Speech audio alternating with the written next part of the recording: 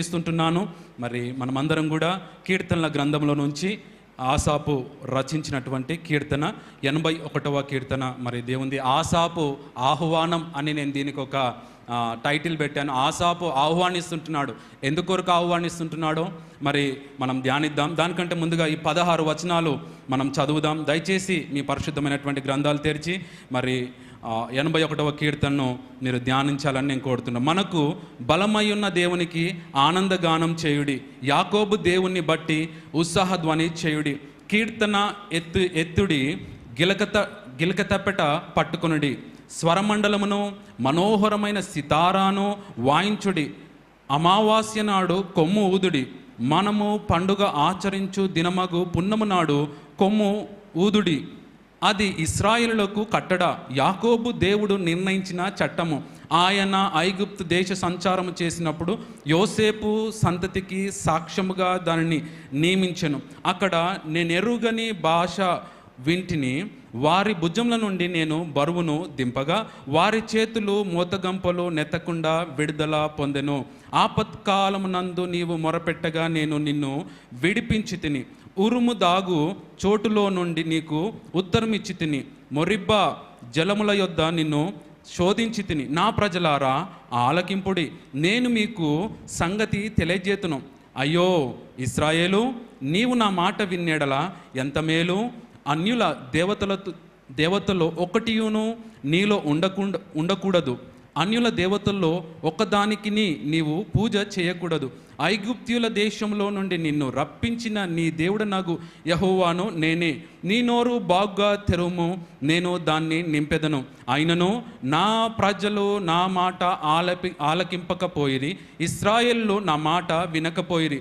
కాబట్టి వారు తమ స్వకీయ ఆలోచనలు బట్టి నడుచుకున్నట్లు వారి హృదయ కాఠిన్యమునకు నేను వారిని అప్పగించి తిని. అయ్యో నా ప్రజలు నా మాట వినిన ఎడల, ఇశ్రాయేలు నా మార్గం అనుసరించిన ఎడల ఎంత మేలు. అప్పుడు నేను వేగిరమే వారి శత్రువులను అనగదొరుకుదును, వారి విరోధులను కొట్టుదును. యెహోవాను ద్వేషించువారు వారికి లొంగుదురు, వారి కాలము శాశ్వతంగా నుండును. అతి శ్రేష్టమైన గోధుమలను అనుగ్రహించి నేను వారిని పోషించుదును, కొండ తేనెతో నిన్ను తృప్తిపరచుదును. దేవుడి వాక్య భాగాన్ని మనందరి వెనుకల్లో దీవించి ఆశీర్వదించును గాక. దేవుడు మనందరితో మాట్లాడును గాక. దేవుడు ఈ వాక్యం ద్వారా మనందరినీ కూడా బలపరచును గాక. దేవుడు ఈ వాక్యం ద్వారా మన అందరి హృదయాలను ధైర్యపరచును గాక. దేవుని ప్రజలారా, మరి ఈ కీర్తన మరి ఆసాపు రచించినటువంటి కీర్తన. ఆసాపు ఒక ప్రధాన గాయకుడు. అంటే దావీదు కాలంలో, దావీదు ఒక ఆరాధికుడు కాబట్టి ఆరాధనను స్థాపించినటువంటి నాయకుడు. ఆరాధన ఒక క్వైర్ మరి డిపార్ట్మెంట్ని తయారు చేసేసాడు. చక్కని క్వైర్ డిపార్ట్మెంట్ని తయారు చేసినటువంటి ఒక గాయకుడు. మరి ఆ దావీదు మరి ఇలాంటి గాయకుని ప్రధాన గాయకునిగా, లేకుంటే ప్రధాన ఒక ముఖ్య గాయకునిగా ఇతన్ని స్థాపించాడు. ఇతను చాలా దైవ భక్తి కలిగినటువంటి వాడు. మరి ఇతని కీర్తనలు 50వ కీర్తన 73 నుంచి 83వ కీర్తన వరకు మీరు చదివినట్లయితే, అంటే దాదాపు ఈ 11 కీర్తనలు మనం చదివితే తన ఎంత ఆవేదనతో ఉన్నాడో మనకు అర్థమవుతుంటుంది. అంత మాత్రమే కాదు, భక్తులను చూసినప్పుడు ఎంతో మరి బాధతో ఆవేశముతో ప్రార్థించినట్టు కూడా మనకు అర్థమవుతుంటుంది. అంత మాత్రమే కాదు, ఇతను చాలా దేవుని ఆలయాన్ని ప్రేమించేవాడని కూడా ఆ కీర్తనలు చదువుతుంటే మనకు అర్థమవుతుంది. దేవుని ఆలయాన్ని ప్రేమించడం మాత్రమే కాదు, దేవుని ఆలయంలో అర్పించేటటువంటి విషయంలో కూడా చాలా శ్రద్ధ కలిగినటువంటి వాడు అని కూడా మనకు అర్థమవుతుంటుంది. ఎందుకు ఇంకా ఇతను ఇంతగా ప్రేమిస్తున్నాడు కాబట్టి, మరి భక్తిహీనులను ఇంతగా ద్వేషిస్తున్నాడు కాబట్టి తన కుటుంబము తరతరాలు దీవించబడడం మనం చూస్తామన్నట్టు దైవ గ్రంథంలో. తన కుటుంబంలో పిల్లలందరూ కూడా ఆరాధికులు కావడం మనం చూస్తాం. తన పిల్లలందరూ కూడా దేవుని మార్గంలో నడవడం మనం చూస్తాం. తన పిల్లలందరూ కూడా మందిరములో స్థాపించబడడం మనము దైవ గ్రంథంలో ఇతని జీవితాన్ని బట్టి మనం చూడగలుగుతాం. తన భార్య, తన పిల్లలు, తన కుటుంబీకులు అందరూ కూడా మందిరంలో ఉండడం ఎంతో గొప్ప విషయం. ఇలాంటి గొప్ప ఆరాధికుడు, ఇతను ఆరాధికుడు మాత్రమే కాదు, గాయకుడు మాత్రమే కాదు, ఇతనిని మన బైబిల్ గ్రంథంలో ఒక ప్రవక్తగా కూడా మరి ప్రస్తావించబడు. అంటే ఆయన దివ్య దృష్టి కలిగినటువంటి వాడు.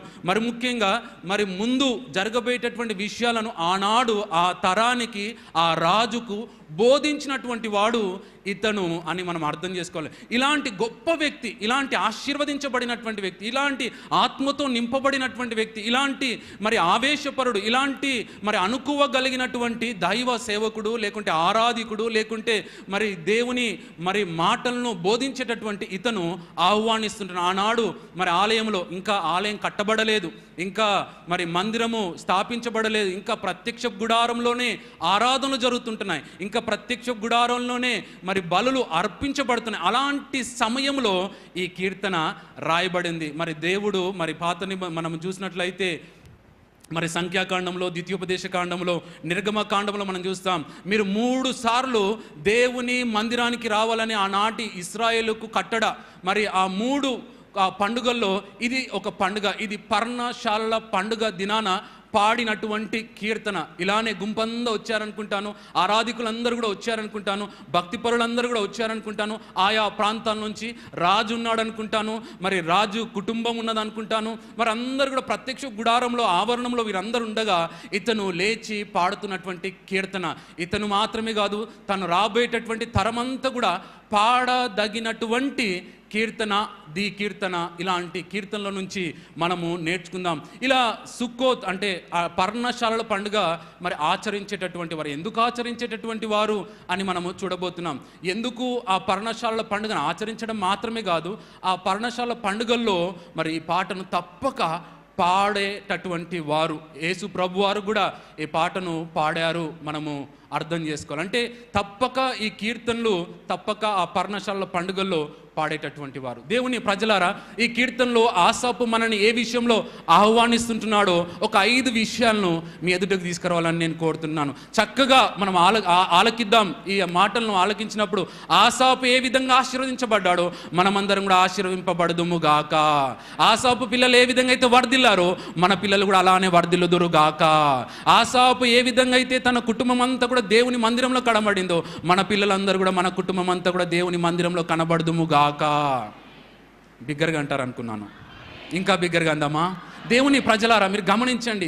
మరి ఆసాపు మరి తాను ఆశీర్వించబడ్డాడు కాబట్టి అతను కూడా ఇది కేవలం ఆసాపు యొక్క ఆహ్వానం మాత్రమే అని భావించొద్దు. దేవుని ప్రజలారా, ఇది దేవుడు భవిష్యత్తును గురించి ఆలోచిస్తూ ఆసాపు ద్వారా దేవుడు మనల్ని ఆహ్వానిస్తుంటున్నాడు అనేటటువంటి సత్యాన్ని కూడా మీరు గుర్తెరగాలని నేను ప్రేమతో కోరుతుంటున్నాను. మొదట ఆసాపు ఏ విషయంలో ఆహ్వానిస్తుంటున్నాడని మనం ఆలోచించినట్లయితే, ఈ కీర్తనను సందర్భం చెప్పాను. సుక్కోత్ అంటే పర్ణశాల పండుగ దినాన ఆ పాడేటటువంటి కీర్తన. ఎందుకు ఆ పర్ణశాల పండుగను ఆచరించేటటువంటి వారంటే, ముఖ్యంగా 40 సంవత్సరాలు అరణ్యంలో అనుభవించినటువంటి ఆ పరిస్థితిని ఆలోచిస్తూ, లేకుంటే వాటిని తలపోసుకుంటూ ఈ యొక్క కీర్తనను పాడేటటువంటి వారు. ఈ పాటను పాడుతున్నప్పుడల్లా అక్కడ ఉన్నటువంటి ప్రజలందరితో కూడా ఏమి చెప్పేటటువంటి, దేని గురించి ఆహ్వానించేటటువంటి వాడంటే, ప్రజలారా, ఇశ్రాయేలు ప్రజలారా, దేవుని ప్రజలారా, దేవుని మీద ఆధారపడండి మీరు అని వారిని ఆహ్వానిస్తుంటున్నాను అన్నట్టు. అవును, మరి ఏ విధంగా అయితే ఇశ్రాయేలు ప్రజలు ఆధారపడ్డారో దేవుని మీద, ఏ విధంగా అయితే ఇశ్రాయేలు ప్రజలు ఆ అరణ్యంలో దేవుని మీద ప్రతి విషయంలో ఆధారపడ్డారు, వారు ఆ 400 సంవత్సరాల యొక్క ఆ బంధకాల నుంచి, ఆ బానిసత్వం నుంచి వారు విడిపించబడిన తరువాత మరి వారు ఆ యొక్క అరణ్యంలో ప్రవేశించడానికంటే ముందుగా ఆ ఎర్ర సముద్రం వారి ఎదుటొచ్చినప్పుడు, ఆ ఫరో సైన్యం వారి వెనుకల ఉన్నప్పుడు వారు ఎవరి మీద ఆధారపడ్డారంటే, వారి నాయకుని మీద ఆధారపడడం కంటే కూడా, వారి యొక్క మరి అధికారం మీద ఆధారపడడం కంటే కూడా, వారి యొక్క అనుభవాల మీద ఆధారపడడం కంటే కూడా, వారి దగ్గర ఉన్నటువంటి ఆస్తుల మీద ఆధారపడడం కంటే కూడా వారు ఎటువైపు చూశారంటే, వారి నాయకుడు ఎటువైపు చూశాడంటే, యెహోవా వైపు ఆనాడు మోషే దైవ సేవకుడు చూశాడు. ఆనాడు ఇశ్రాయేలు ప్రజలందరూ కూడా దేవుని వైపు చూశారు. దేవుని మీద ఆధారపడ్డందుకే ఆ యొక్క ఎర్ర సముద్రము పాయలు కావడం, ఆ ఎర్ర సముద్రంలో దేవుని ప్రజలు మరి ఆరిన నేల మీద నడవడం, ఆ ఎర్ర సముద్రములో అదే ఎర్ర సముద్రంలో దాటిన తర్వాత ఆ ఫరో సైన్యం అంతా మునిగిపోవడం. దేవుని జనాంగమా, ఒకసారి ఆలోచించండి. దేవుని మీద ఆధారపడండి అని ఆ రోజు మరి ఆసాపు తెలియజేస్తున్నాడు. అంత మాత్రమే కాదు, మీరు అరణ్యంలో మీరు ఒక్కసారి కూడా మీరు పుల్ల మరి వెలిగించలేదు. మీరు పుల్ల వెలిగించకుండానే, మీ పొయ్యిలు వెలిగించకుండానే దేవుడు మిమ్మల్ని శ్రేష్టమైనటువంటి పరలోకపు దూతలు భుజించేటటువంటి ఆహారముతో మిమ్మల్ని అనుదినం పోషించాడు. ఒక్కసారి ఆలోచించండి.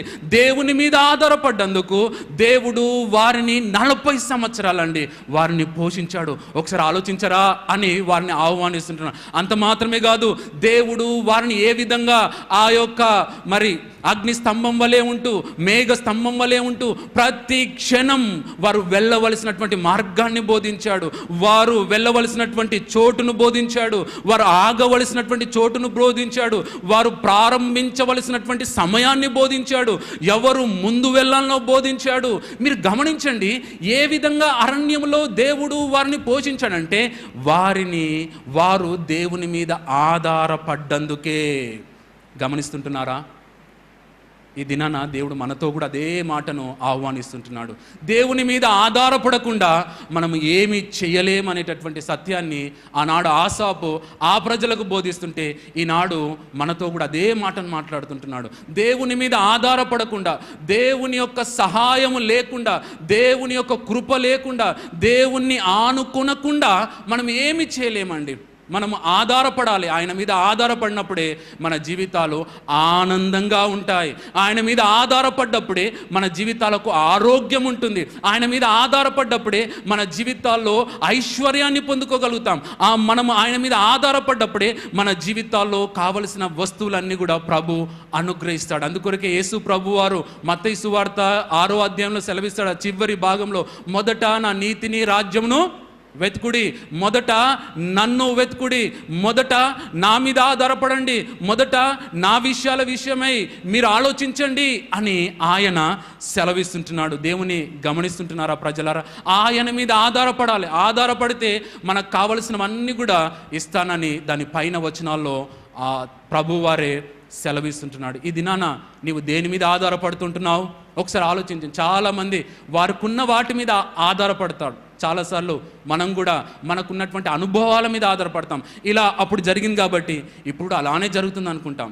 దయచేసి అనుభవాల మీద ఎప్పుడు కూడా ఆధారపడొద్దని ఎన్నో మరి బైబిల్లో ఎన్నో సంఘటనలు ఉన్నాయండి. ఆధారపడినప్పుడెల్లా, మన అనుభవాల మీద ఆధారపడినప్పుడెల్లా మనం చాలాసార్లు ఆజ్ఞను ధిక్కరించినటువంటి పరిస్థితులు వస్తుంటాయి.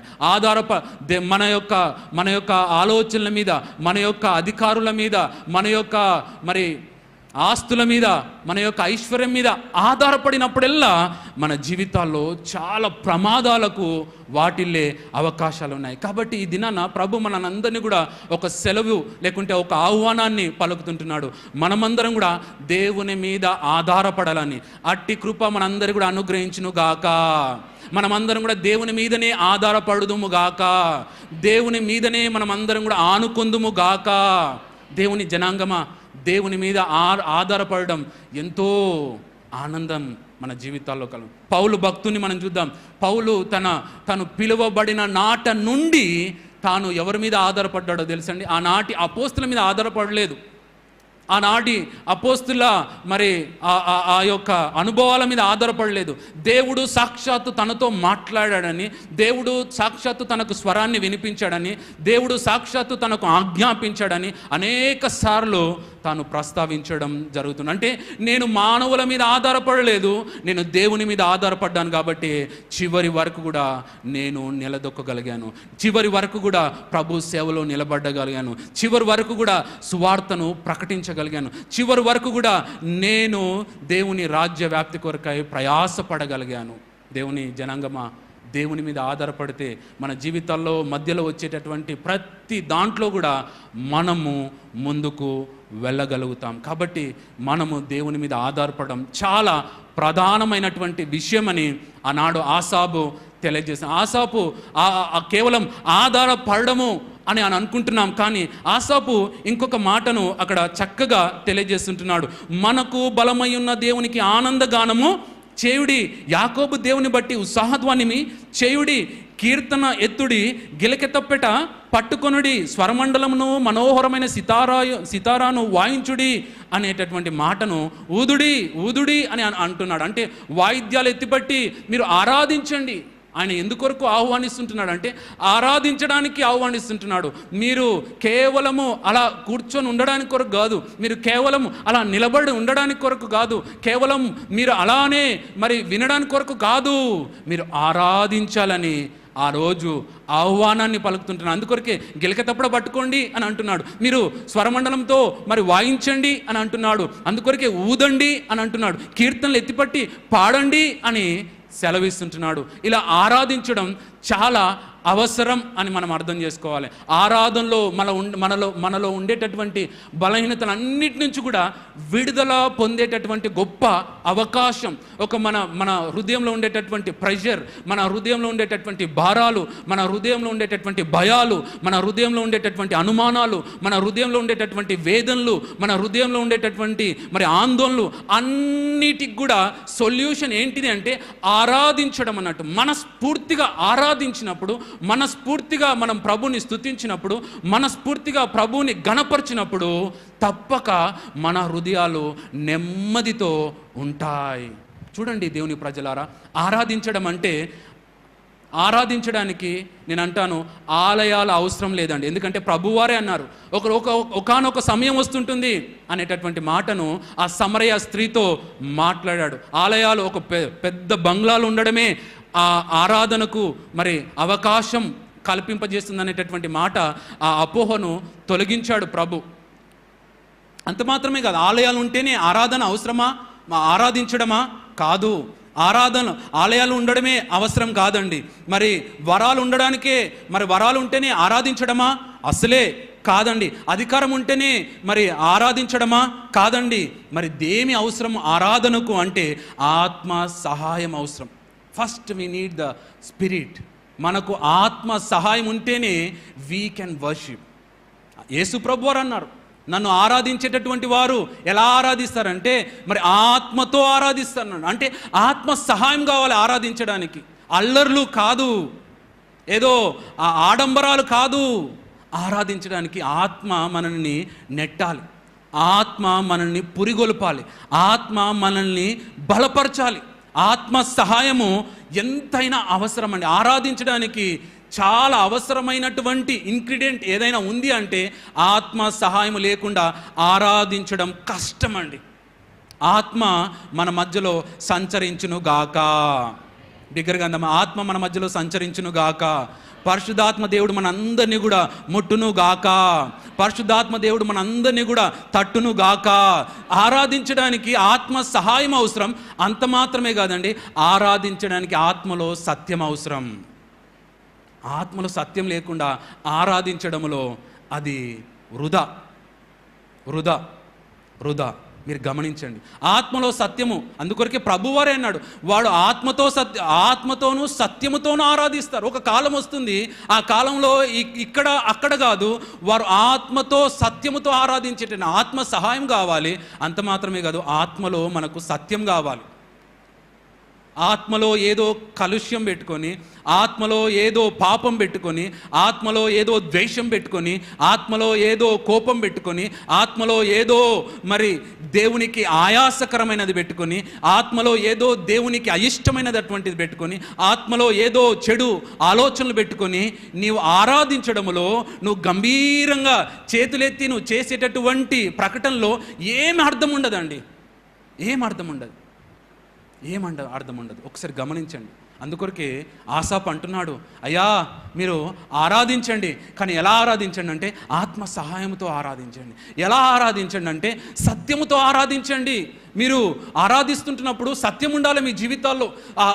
అలాంటి ఆరాధనలోనే నేను పొందుకున్నటువంటి ఆశీర్వాదాలు మీరు పొందుకోగలుగుతారు. అలాంటి ఆరాధనలోనే నా జీవితంలో అనుభవించినటువంటి మేలు మీరు కూడా పొందుకోగలుగుతారు అని భక్తుడు మనల్ని ఆహ్వానిస్తుంటున్నాడు. దేవుని ప్రజలారా, మరి ఆరాధించడానికి మాత్రమే కాదు ఆయన ఆహ్వానిస్తుంటున్నాడు. ఆయన ఇక్కడ ఈ భాగాన్ని 81వ కీర్తనను మీరు చదువుతుంటే వారితోని నా ప్రజలు నా మాట వింటే ఎంతో మేలు అని అంటున్నాడు. ఎంతో మేలు, ఎంతో మేలు అనేటటువంటి 3 సార్లు ఆ ప్రస్తావనను మనం చూస్తుంటాం. అయ్యా, ఇంకొక మాటను ఆయన మాట్లాడుతుంటున్నాడు. యోసేపు సంతతికి సాక్ష్యంగా దీన్ని ఆయన ఐగుప్తు దేశమును సంచారము చేసినప్పుడు యోసేపు సంతతికి సాక్ష్యము దాన్ని నియమించెను. అక్కడ నేను ఎరగని భాష వింటిని, వారి భుజముల నుండి నేను బరువును దింపగా వారి చేతులు మోతగంపలను ఎత్తకుండా విడుదల పొందెను అనేటటువంటి మాటను మనం చూస్తుంటాం. చూడండి, ఆ ఆసాపు ఆనాటి ప్రజలను మీరు ఆరాధించడం మాత్రమే కాదు, మీరు ఆలోచించండి, ఒకసారి ఆలోచించండి. ఇశ్రాయేలు ప్రజల్ని దేవుడు ఏ విధంగా విడిపించాడో ఒకసారి ఆలోచించండి. మీ పితరులను ఏ విధంగా నడిపించాడో మీరు ఒకసారి ఆలోచించండి. మీ పితరులను దేవుడు వారి జీవితాల్లో ఉండేటటువంటి బరువును, ఆ భుజాల మీద ఎంతో బరువును మోశారు. 400 సంవత్సరాలు ఎంతో బాధను అనుభవించారు. 400 సంవత్సరాలు ఎంతో మరి వేదన అనుభవించారు. అట్టి వేదన నుంచి కూడా దేవుడు ఏ విధంగా విడిపించాడో ఒకసారి ఆలోచించండి. దేవుడు ఆనాడు విడిపించినటువంటి సంఘటనలు కూడా మీరు ఒకసారి గుర్తుకు చేసుకొని మీరు ఒకసారి వాటిని తలపోసుకోండి అనేటటువంటి మాటను సెలవిస్తుంటున్నాడు. ఏ విధంగా ఇశ్రాయేలు ప్రజల్ని నడిపించాడు ఒకసారి ఆలోచించండి అనేటటువంటి మాటను వారికి జ్ఞాపకము చేస్తుంటున్నాడు. దేవుని జనాంగమా, ఒకసారి మనం కూడా ఆలోచించవలసినటువంటి పరిస్థితి ఈ దినాన మనకు కూడా ఉందండి. మనం కూడా ఆలోచించాలి. మనం ఆలోచిస్తాం, వేటి గురించి ఆలోచిస్తామంటే ఎవరిని ముంచాలనా అని ఆలోచిస్తాం, ఎవరి పేరును పాడు చేయాలనా అని ఆలోచిస్తాం కదా, నిజమా? ఇక్కడ ఉండి కూడా ఎన్నో ఆలోచించేవారు ఉన్నారు. ఇంటికి వెళ్ళి మటనా చికెనా అని కూడా ఆలోచించేవారు ఉన్నారు. లేకుంటే ఈ దినమంతా కూడా ఏం చేద్దాం అని ఆలోచించేటటువంటి వారు కూడా. అంటే మన ఆలోచనలు చాలా వ్యత్యాసంగా ఉంటాయి. కానీ ఆ రోజు ఆసాపు దగ్గరికి వచ్చినటువంటి ప్రజలను ఆలోచించమంటున్నాడు. వేటి గురించి ఆలోచించమంటే, నేడు జరగబోయేటటువంటి విషయాల గురించి ఆలోచించకండి. మొదట మీరు వేరే వాటి గురించి ఆలోచించకండి. మొదట మీరు మరి వేరే వారికి ఏం జరగబోతుంది అనేటటువంటి విషయాల గురించి ఆలోచించకండి. మీ ఆలోచన అన్నీ కూడా దేవుడు మీ ప్రజలకు ఏం చేశాడో ఆలోచించండి. ఈ దినాన మనకు కూడా ప్రభు అదే మాటను తెలియజేస్తున్నాడండి. ఈ దినాన మనం అందరం కూడా దేవుని మందిరంలో ఉన్నామంటే మన జీవితాల్లో ఎన్నో కార్యాలు జరిగించాడు. మనని ఏ విధంగా పిలిచాడో ఒక్కసారి ఆలోచిస్తే మన ఊహకు అందదు. ఇక్కడ ఈరోజు మనం ఉన్నటువంటి వారందరి జీవితాల్లో అద్భుతాలు జరిగినాయండి. ఒకసారి చప్పట్లు కొడదామా?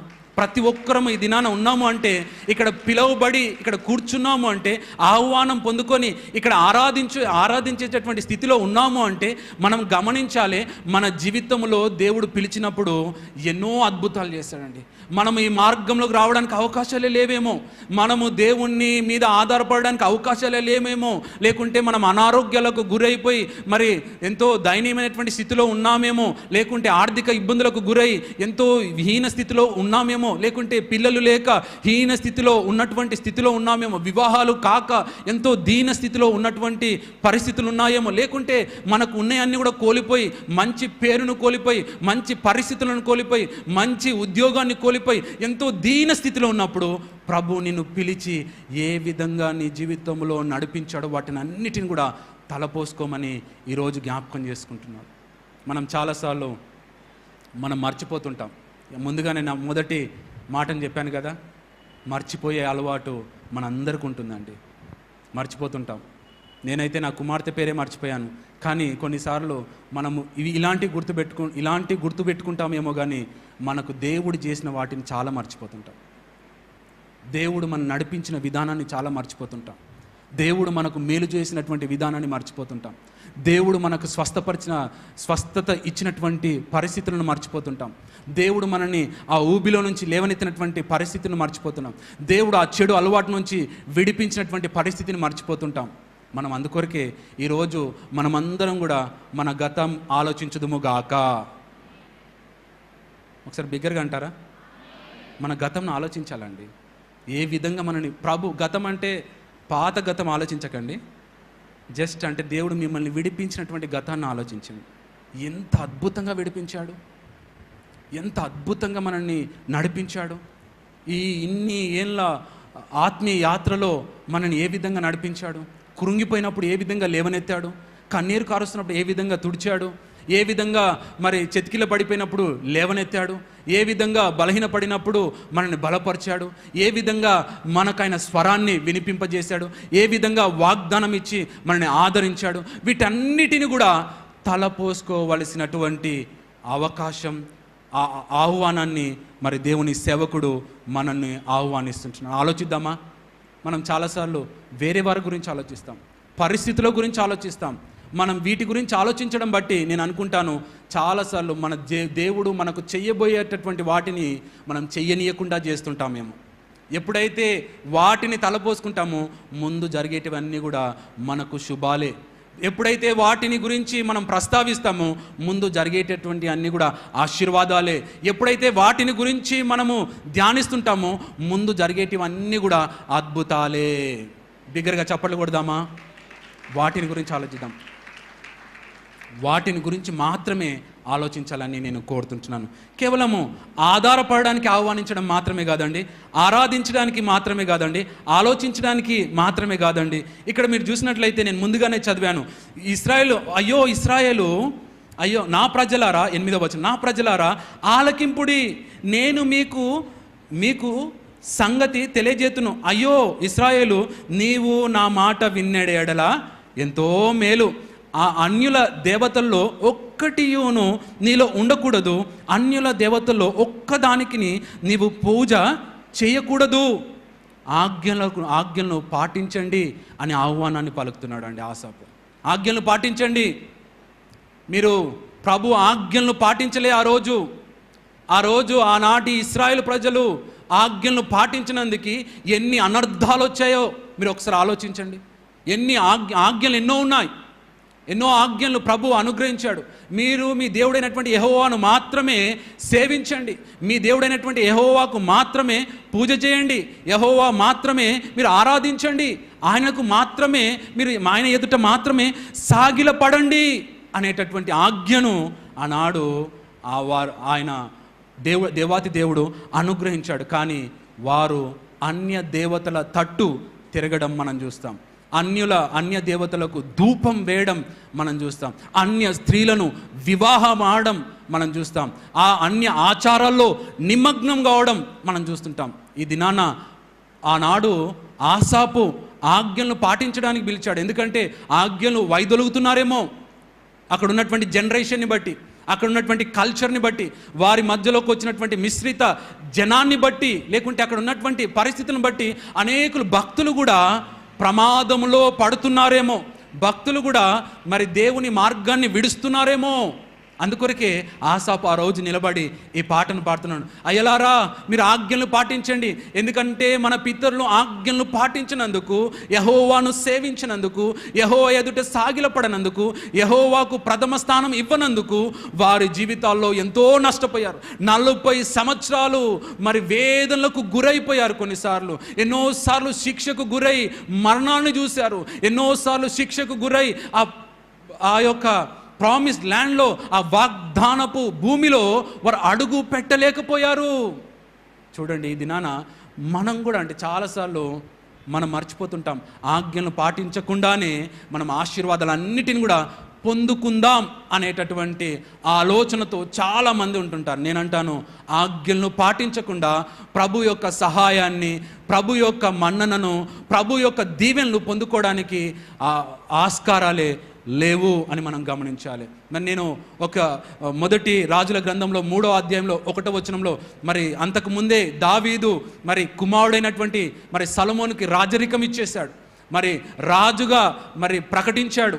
మరి రాజు చేయవలసినటువంటి పనిని ద్వితీయోపదేశ ఖండంలో రాశాడు మోషే దైవ సేవకుడు.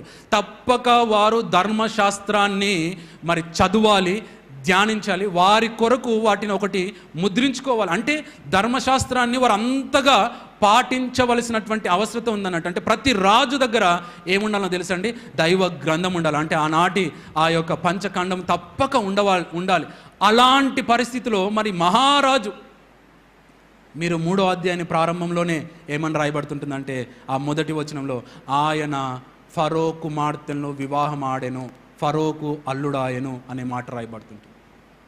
ఎందుకు ఈ విషయాన్ని తెలియజేస్తున్నా తెలుసా? కొన్నిసార్లు మనము ఆజ్ఞను ఉల్లంఘిస్తున్నప్పుడు ఏం కాదండి, ఆ అధ్యాయం అంతట్లో కూడా ఆజ్ఞను ఉల్లంఘిస్తుంటున్నాడు, అయినా కానీ దేవుడు ఆశీర్వదించాడు. కానీ చివరికి ఆయన జీవితం ఎంత నష్టపోయాడో మనందరికీ తెలుసు. ఎంత ఆ యొక్క ఆజ్ఞను ఉల్లంఘించినందుకు మొదట్లో చివరి వరకు ఉన్నాడేమో, కానీ ఆశీర్వాదాలన్నీ కూడా కోల్పోయినటువంటి దీన స్థితికి వెళ్ళిపోయాడు. దేవుని ప్రజలారా, మన జీవితాల్లో కూడా కొన్నిసార్లు అనుకుంటాం, ఆజ్ఞను ఉల్లంఘిస్తుంటే వెంటనే ఆనాటి అననీయ సఫరేలాగా నా మీదికి ఉగ్రత రావడం లేదు కదా, నా మీద అలాంటి పరిస్థితి నాకు రావడం లేదు కదా అని చాలాసార్లు మనం అనుకుంటుంటాం. నేను అంటాను, అలా అనుకున్నప్పుడెల్లా కూడా మనం ప్రమాదంలో ఉంటామండి, ప్రమాదంలో ఉంటాం, కాలు జారు చోటనే ఉంటాం మనం కొన్నిసార్లు. దయచేసి ఈ దినాన ఆజ్ఞను ఉల్లంఘించకండి.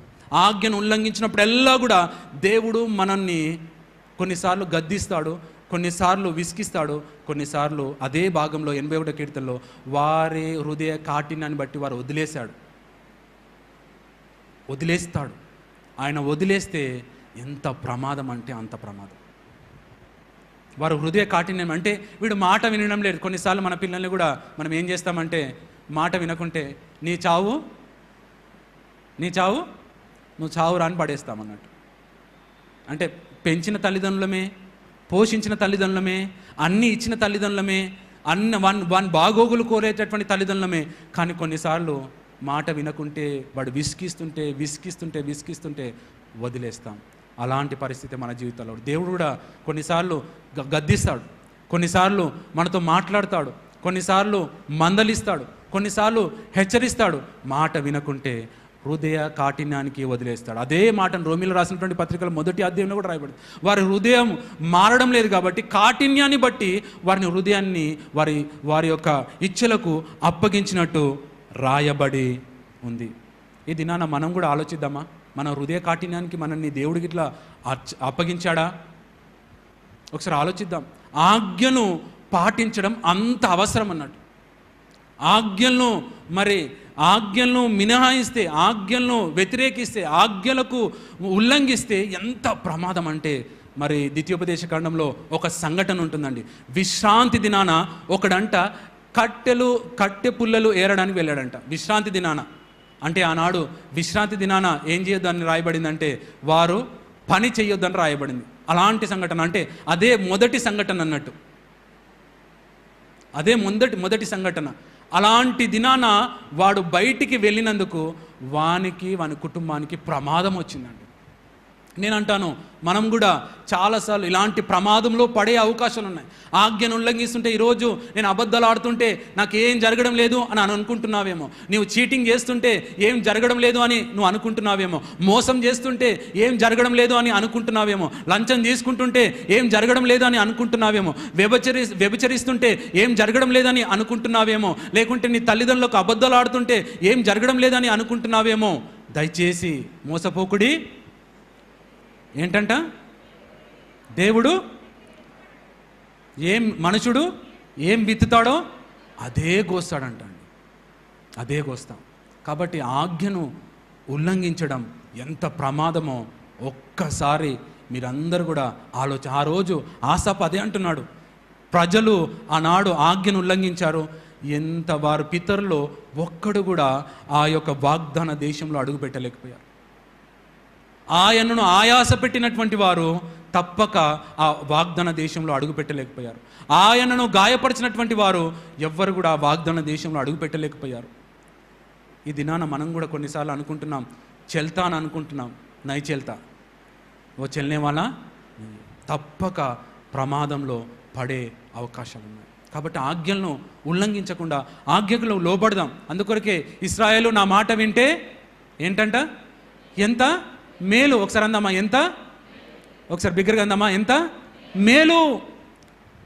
అందుకొరకే చివరి మాటను మనం చూసినట్లయితే ఆజ్ఞలను పాటించడానికి ఆహ్వానం మాత్రమే కాదండి, చివరి ఆ 3 వచనాలను మనం చదివితే ఎంత అద్భుతమైనటువంటి వచనాలు మీరు చూడండి. అప్పుడు ఎప్పుడు మీరు ఆజ్ఞలన్నిటిని కూడా మీరు పాటించినప్పుడు, ఎప్పుడు మీరు ఆరాధిస్తుంటున్నప్పుడు, ఎప్పుడు మీరు ఆధారపడుతుంటున్నప్పుడు, ఎప్పుడు మీరు ఆలోచిస్తుంటున్నప్పుడు మిమ్మల్ని నేను ఏ విధంగా ఆశీర్వదించబోతుంటున్నానో తెలుసా? అప్పుడు నేను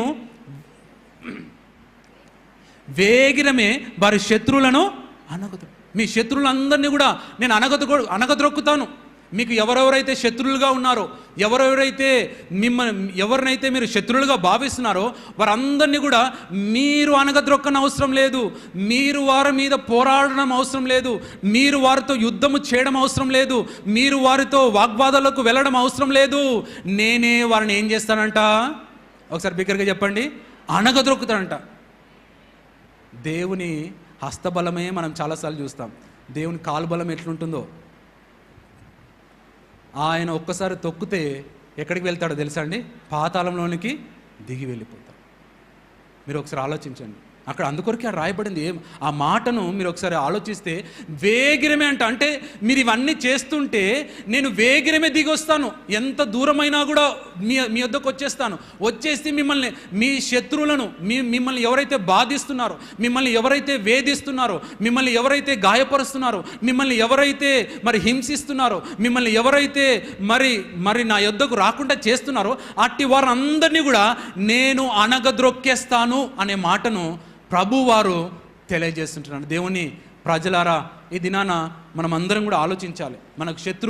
మనకు ఉన్నటువంటి శత్రువులు మనుషులు అని అనుకోకుండా ప్రథమ శత్రువు అయినటువంటి సాతానును మన దరిదాపులోకి రాకుండా వాడిని అణిచేస్తాడు. అట్టి కృప మనందరి కూడా అనుగ్రహించును గాక. సాతానుడు ఎక్కడున్నాడంట తెలుసా అండి? మన పాదముల క్రింద. కాబట్టి ఈ దినాన మనం ఒకసారి ఆలోచిద్దామా?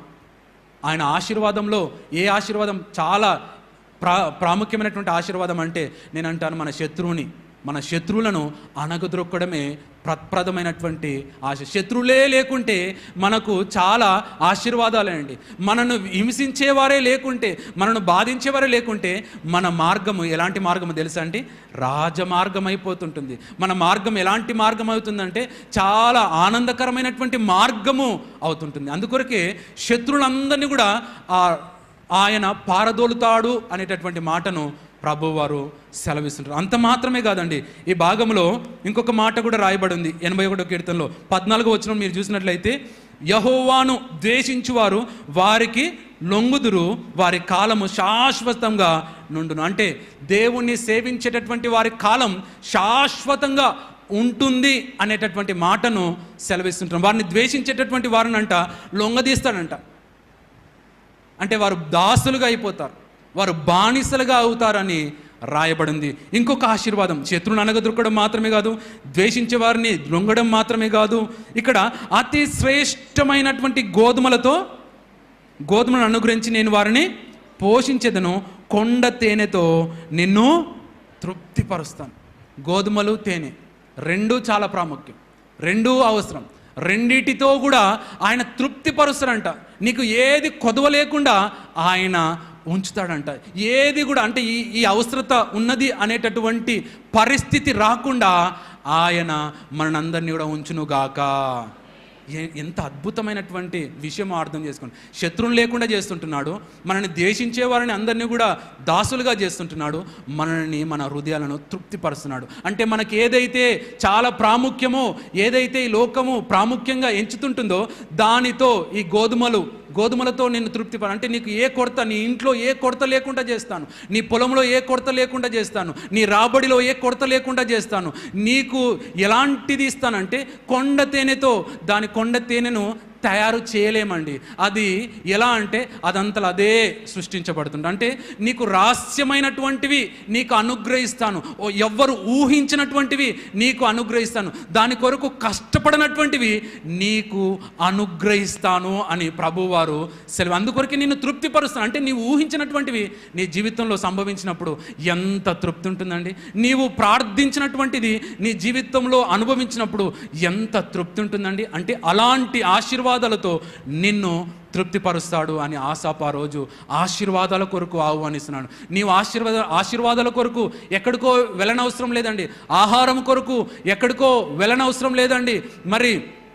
మరి నీవు ఐశ్వర్యం కొరకు ఎక్కడికో వెళ్ళనవసరం లేదండి. దేవుని మీద ఆధారపడదుము గాక, దేవుణ్ణి మాత్రమే ఆరాధించుదుము గాక, దేవుడు చేసిన క్రియలు మాత్రమే ధ్యానించుదుము ఆలోచించుదుము గాక, దేవుని ఆజ్ఞలన్నిటినీ కూడా పాటించుదుము గాక, దేవుని ఆశీర్వాదాలన్నీ కూడా మనం పొందుకుందుము గాక. కళ్ళు మూసుకుందామా?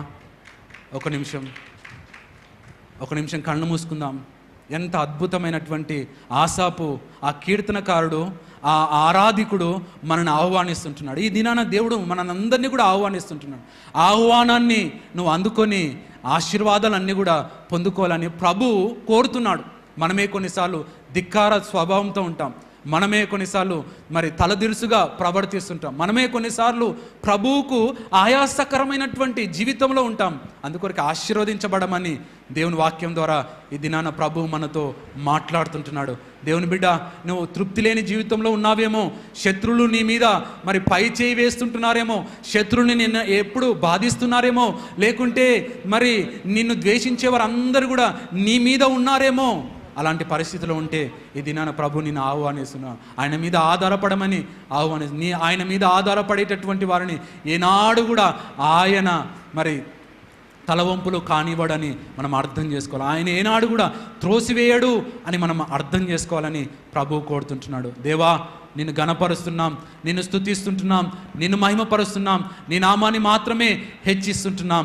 ఈ ఉదయకాలం ఉస్మానియా గార్డెన్ ఫంక్షన్ హాల్లో ఈ ప్రభాత ఆరాధన బట్టి నిన్ను గణపరుస్తున్నాం తండ్రి. ఎంత చక్కని సమయాన్ని మాకు అనుగ్రహించావు అయ్యా. మేమందరము కలిసి మా హృదయాలు సన్నిధానంలో అయ్యా తండ్రి ప్రభ విప్పడానికి, మా హృదయాల్లో తండ్రి ప్రభ నిన్ను ఆహ్వానించడానికి వాక్యము ద్వారా నాతో మాట్లాడావు తండ్రి. అదే మాటలను నీ ప్రజలతో కూడా నువ్వు మాట్లాడావని నమ్ముతుంటున్నాను, విశ్వసిస్తున్నాను. నీ నామాన్ని గణపరుస్తున్నాను. నీ ప్రజలను తండ్రి ప్రభ తృప్తిపరచమని, నీ ప్రజలను నువ్వు తండ్రి ప్రభ అయ్యా బలపరచమని, నీ ప్రజలను నువ్వు తండ్రి ప్రభ అధికారులుగా మార్చమని, నీ ప్రజలను తండ్రి ప్రభ ఆశీర్వాదములో అయ్యా వాడు తండ్రి ప్రభ నిత్యం ఉండాలని ప్రార్థిస్తూ, నాకు ఇవ్వబడినటువంటి తరుణాన్ని బట్టి నీకు స్తుతులు చెల్లిస్తూ, ముఖ్యంగా సాయంకాలపు ఆరాధనను కూడా మీరు ఆశ్రయించారు. 5 గంటల నుంచి 8:30 గంటల వరకు చక్కని ఆరాధన మాకు ఉండాలని మేము ప్రార్థిస్తున్నాం. వాతావరణం అంతా కూడా సరిగ్గా ఉండాలని కూడా మేము వేడుకుంటున్నాం. చిన్న బిడ్డల ఆరాధన 10 గంటల వరకు రామ్నగర్ ఆలయంలో VBS చక్కగా జరగాలని కూడా నువ్వు కృప చూపించండి. తిరిగి సాయంకాలం కూడా తండ్రి ప్రభా ఆ కార్యం చక్కగా జరగడానికి కూడా నువ్వు కృప చూపిస్తారని నమ్ముతూ, మీ దీనదాసురాల్ని ప్రభా ఇంకా ఘనమైనటువంటి విధానంలో మీరు వాడుకోమని, అనేక తరాలకు దీవెనకరంగా నిలబెట్టుకోమని, చరణయ్య గారిని, అఖిల్ నిఖిల్ చరిల్ వారి కుటుంబాలను కూడా మీరు ఆశీర్వదించమని, ఈ దినాన మా మధ్యలో అయ్యా పాల్గొంటున్నటువంటి మా ప్రియ తండ్రి ప్రభా అమ్మగారి యొక్క బంధువుని కూడా ప్రభా మీరు దీవించి ఆశీర్వదించమని, మా రక్షకుడు మీ ప్రియ కుమారుడైన యేసు క్రీస్తు శ్రేష్టమైనటువంటి నామములో స్తుతించి వేడుకుంటున్నాం మా తండ్రి. బిగ్గరగా చెప్దామా? కొన్ని ప్రకటనలు ఉన్నాయండి.